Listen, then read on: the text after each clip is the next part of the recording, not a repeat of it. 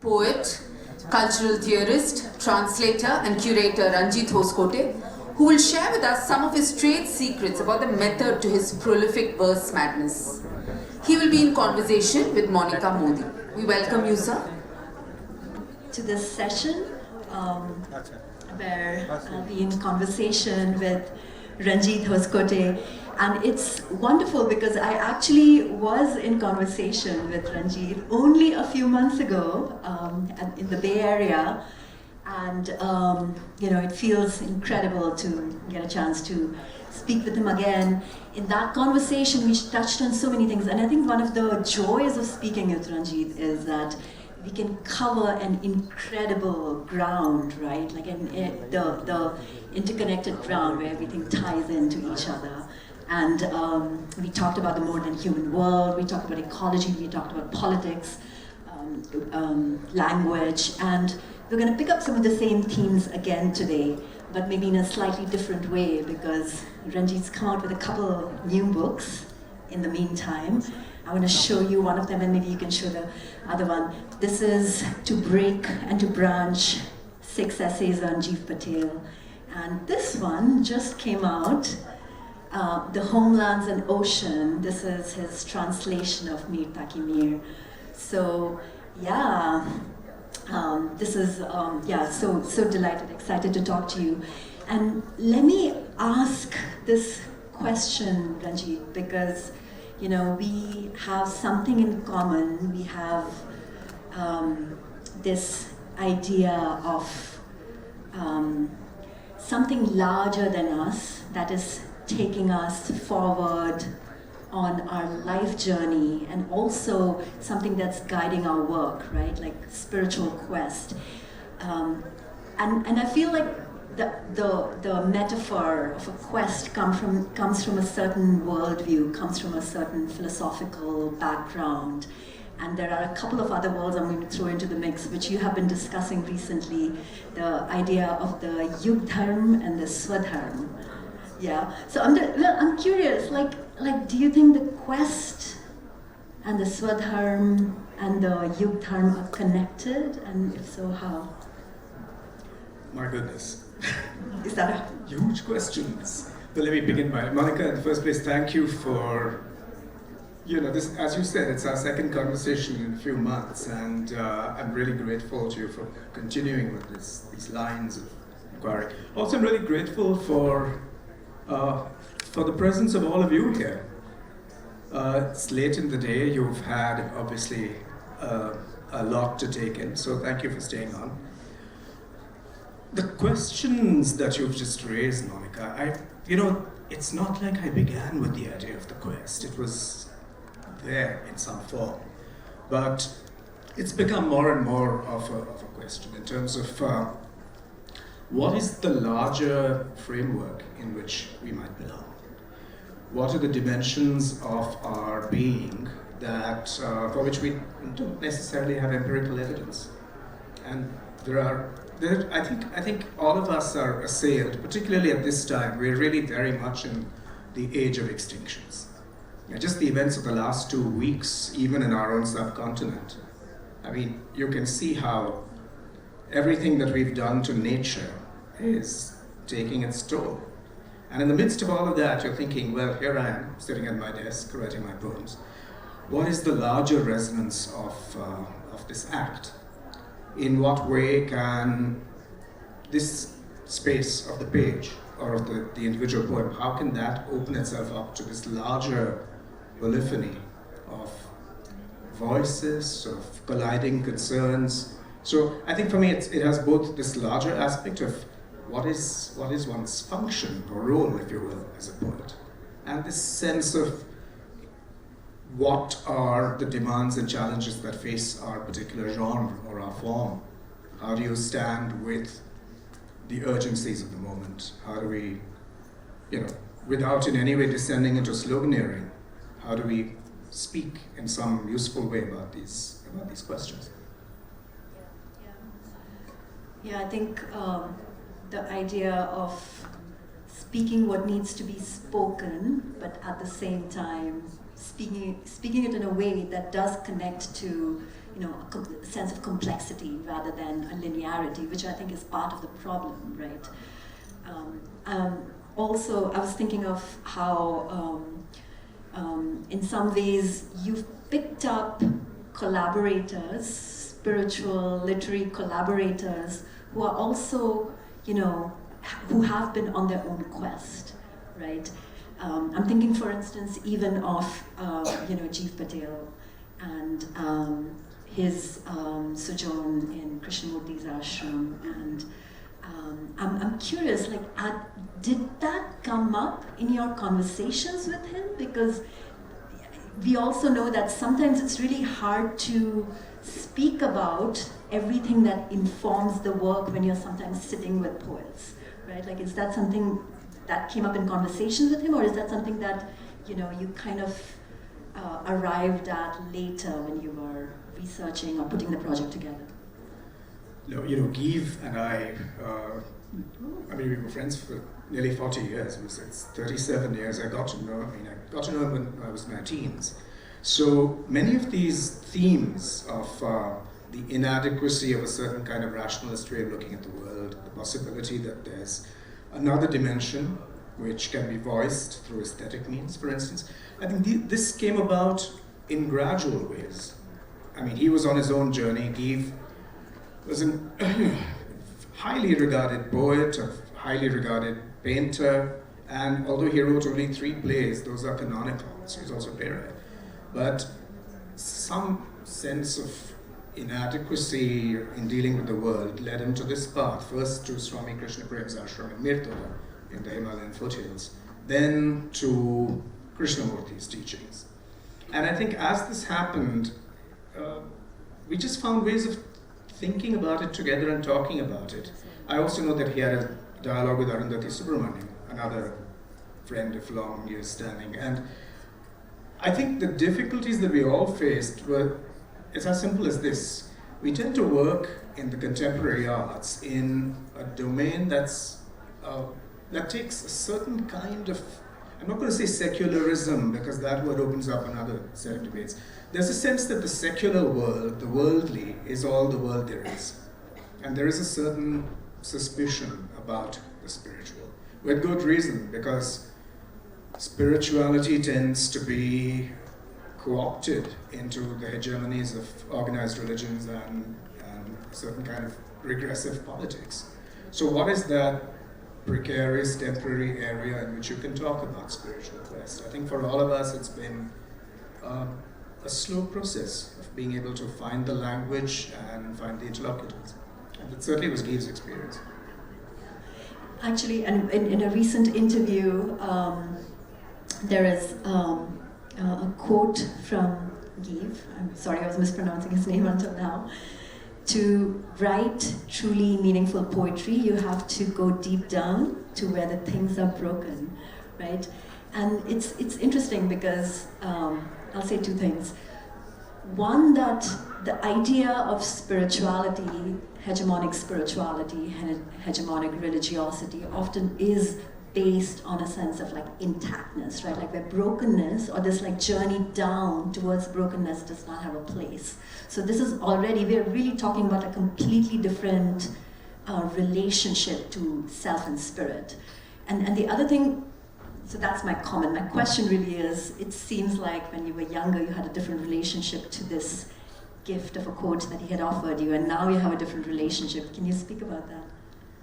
Yeah, I was in my 20s when he said this to me. Well, to be fair, he didn't sit there like a guru on a retreat. I went to him and said, he's got some questions about where I was going with my poetry. That's when he said this.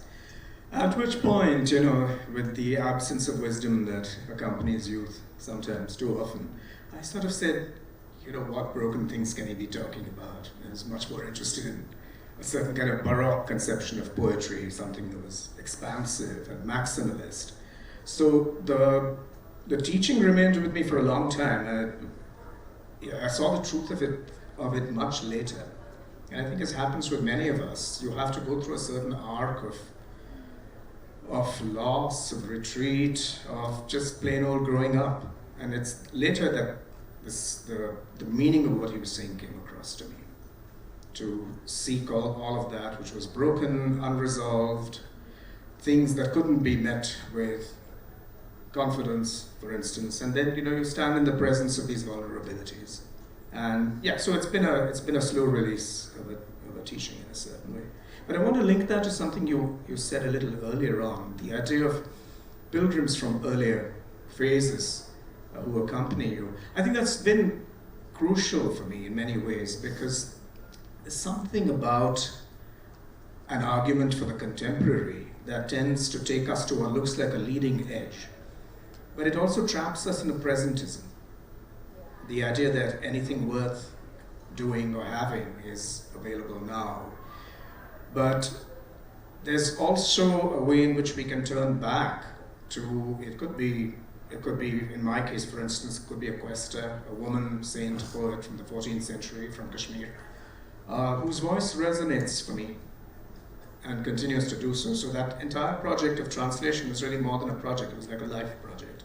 Or turning to this amazing 18th century Urdu poet, Mir Taqi Mir.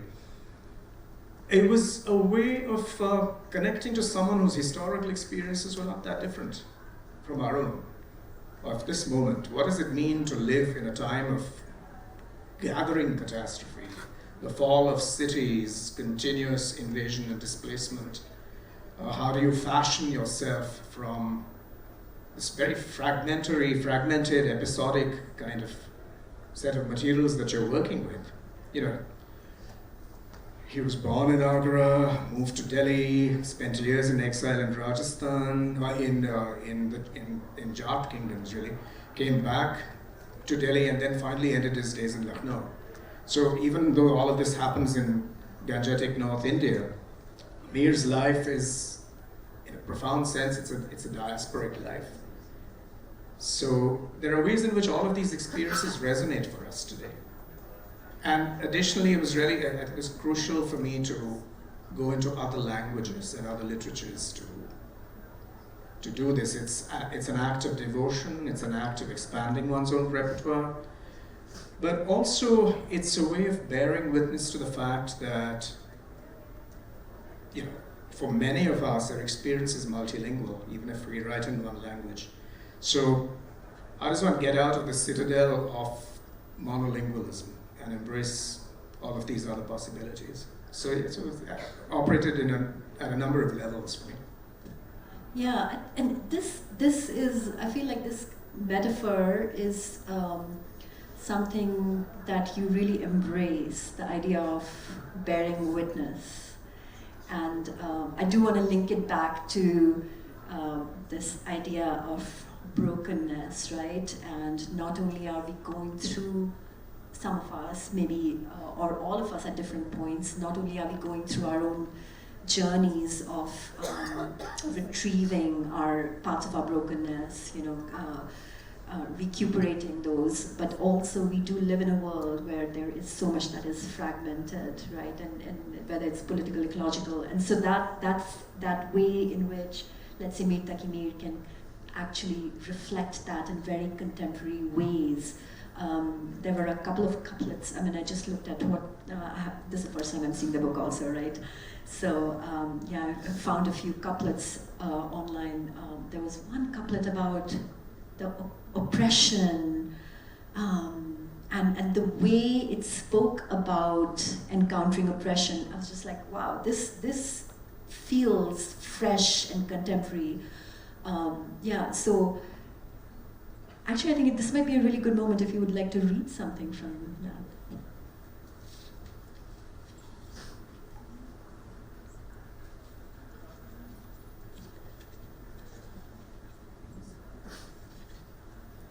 That was part of what I wanted to achieve with this particular selection. Remember, he wrote like 6,000 poems. But what I wanted to try and do was to retrieve this sense of a political Mir, if you will, because he's highly regarded, but in a very particular way. He's always seen as the poet of love and loss. And the more I read, the more these political resonances came across to me. Even where he was using the repertoire of the ghazal, if you will, the beloved is tyrant, for instance. there's different ways of reading those lines. Sometimes it looks like he's just writing about a tyrant. And since we live in the age of tyrants, I thought it was very important to retrieve this. Oh, where are we?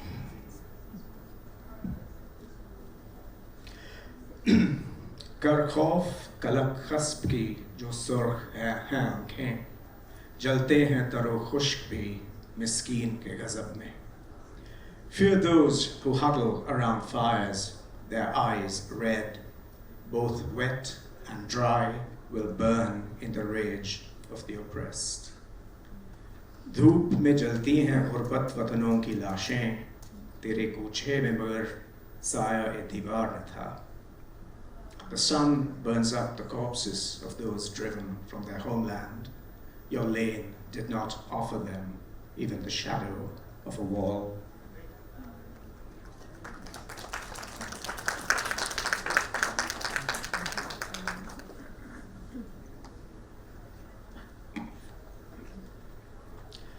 हम भी इस शहर में उन लोगों से है खाने खराब, मीर घर बार जिनों का राह सैलाब में है. I too am one of those people in this city whose homes have been trashed, Mir, whose everything lies in the flood's path. Thank you. You wrote in your introduction to I Lalla, you wrote, about how your encounter with Lalla changed you. And I'm so curious, how did your encounter with Mir change you? I'm still figuring that out. But no, it's been a long apprenticeship. I see these as apprenticeships, whether it's to Lalla or to Ghalib, who's... I came to Mir through my many years of struggling with Ghalib, actually. It was, I hadn't paid much attention to him at all. I knew of him, obviously. You know of him. He's an iconic figure. But the more I got into the poetry and the life, it seemed that there was a lot to learn. And it was also, it's intriguing that we're following the Hindi session. It was wonderful as I sat here listening to the Hindi. We're looking at the different stages in which languages evolve. What I love about Mir is that he comes from a moment when Urdu was not even called Urdu.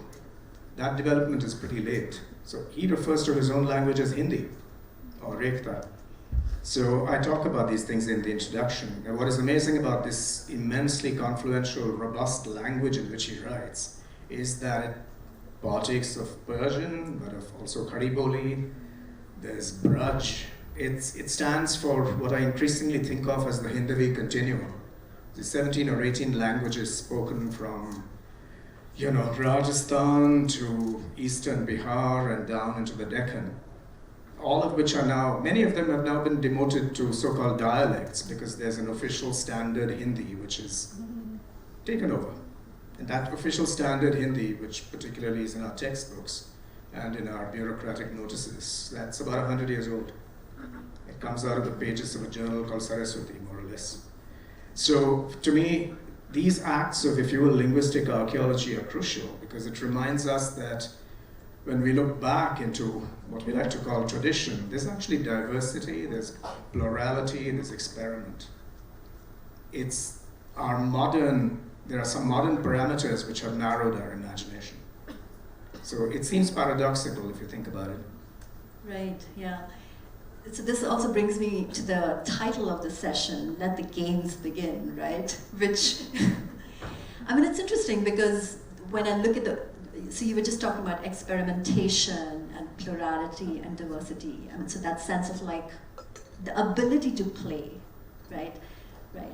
And it goes a little bit beyond even, let's say, the idea of play or games that the surrealists, for instance, are playing so much with. I'm also thinking of the word method, right? And the method as a sense of ordering or controlling.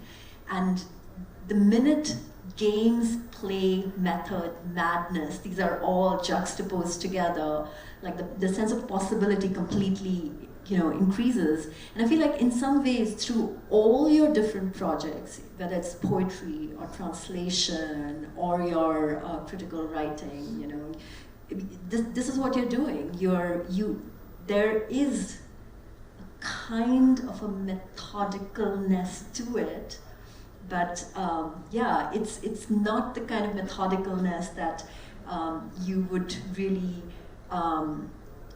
treat as, or it's not the kind of methodicalness that, that let's say, like a more linear academic mind would produce. So I'm super curious, when you hear the words method and games, like in relation to your poetry, what comes up for you? Like,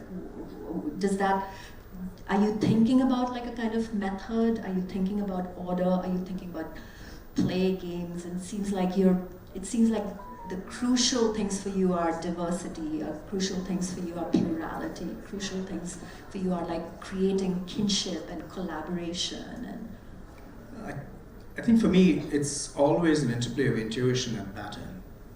So also when I'm writing, there's certain things announce themselves, and then you follow them. We all do when we write poetry. I mean, it's not like you sit down with a precise notion, rarely, right? I mean, for instance, if you're thinking of how a book evolves, there are certain ideas that you have, but they often get dismantled in this process of intuitive expression, playfulness, things you're discovering. So to me, it's always about patterning all of that in retrospect. And sometimes it's just following through on very particular things, like a few books ago, Jonah Whale came about from, if you will, academic concerns with expanding our sense of selfhood, particularly in Western India, through the histories of the ocean. That's something I've written about in relatively more academic ways. But I was far more interested there in thinking through the mystery of figures about whom we know little, but who serve as exemplars, like Siddhi Mubarak Bombay, for instance, who was an enslaved person, who was brought to Bombay in the 19th century, was later freed, went back to Africa and became a guide to all these great Victorian explorers. So, it's figures like that. To me, in what way do we revisit these pasts? How do we find these ancestral voices? And what can they say to us about the present? So that's been part of the quest for me, if you will, for a long time. Yeah. I mean, the juxtaposition of the past with the present. We also recently had a conversation around the canon, I'm thinking. And we have about 2.5 minutes in which to discuss. We have like 2.5 minutes in which we're going to talk about the canon, breaking the canon. It's interesting because, I find myself really in that place where, trying to figure out how to respect the canon, but also not let myself be weighed down by it, right? And this, so in some ways, I feel like your projects are doing that too. They're revisiting that, they are remythologizing, because you're working with these figures who are part of the forgotten canon in some ways, right? And at the same time, you're bringing them back in a way that lets us meet them in the present moment. So. But also speaking of the canon, I think sometimes we tend to forget that criticism is an act of homage. It's not about tearing something up. It's about revisiting, looking at even highly canonical figures to look at what there is within their work which doesn't conform to some preordained pattern. I mean, why do we go back, for instance, a simple example, the Romantics. There's a sedimented way in which they've been presented to us, largely by deficient pedagogy. But if you read them against the grain, you look at how they were involved with the histories of that time, whether those were histories of industrial exploitation, which was beginning, or the French Revolution, or slavery, all kinds of other motifs emerge from the writings of all of these figures, whether it's Wordsworth, Shelley, or Blake, to offer just 3 examples. And you see that playing out in many other canonical figures. So to me, it's not about overturning the canon, it's about extending the canon from within, whilst also bringing into play other kinds of figures and other kinds of sources which we don't normally think of in an academic kind of way. And sources that get shaved off often, right? Like in presenting the canon in a certain way. Yeah. Is there anything else that you'd like to finally say or read? Otherwise, we can. Okay. Yeah. 1 minute. Yeah. Just read it.